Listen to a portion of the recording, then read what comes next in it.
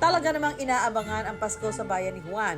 Bukod sa kabi-kabilang salo-salo, panahon din ito ng pagbibigayan at pamamasyal kung saan-saan. Pero I wonder, ano nga ba ang Pasko para kay Juan? Ang Pasko ay tunay na pagmamahalan ng pamilya, kaibigan, bahay, at sa lahat ng ating nakakasalamuha sa araw-araw. Ang Pasko po ay isang pagmamahal at isang pagbibigayan ng mga tao. Ang Pasko, ito ay ang araw ng kung saan isinilang si Jesus at ito po ang araw na kung saan ang mga tao ay nagmamahalan at nagbibigayan. Ang Pasko panahon ng pagmamahalan at pagbibigayan.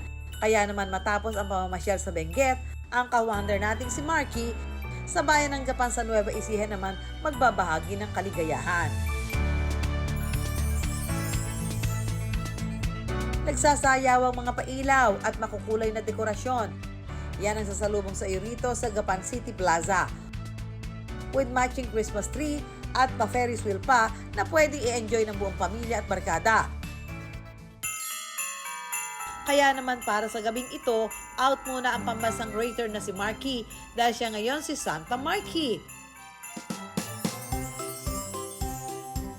Likas na kay Marky ang pamimigay ng mga biyaya sa ibang tao. Kaya naman kasama ang I Wonder team, mamimigay tayo ngayong Pasko.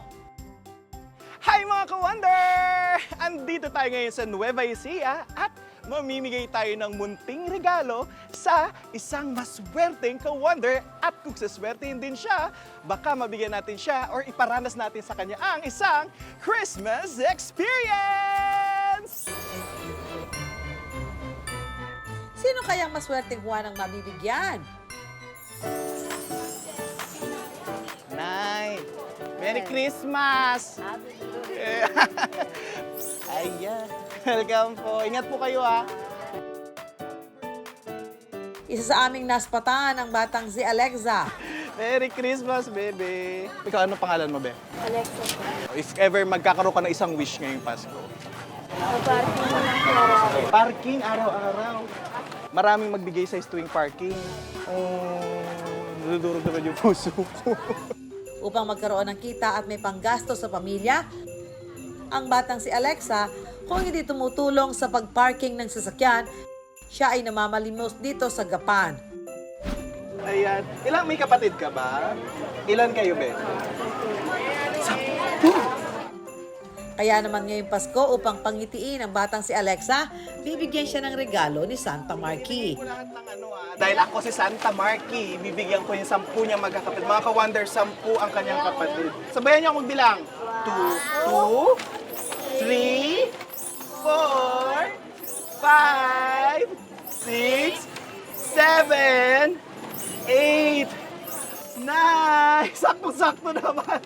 10! Merry Christmas! Ayan, para mabigyan mo yung mga kapatid mo, ha? Tuloy pa rin sa pamimigay ng regalo si Marky hanggang sa makilala niya ang mga batang nagtitinda sa plaza. Isa na rito ang batang si Amina.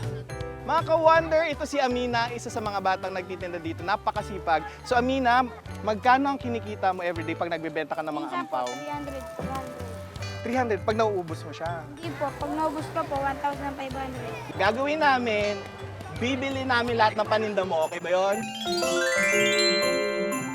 Dahil Pasko ngayon and it's season of giving, bibiling ko lahat ng paninda ni Amina. Tapos kakain tayo lahat!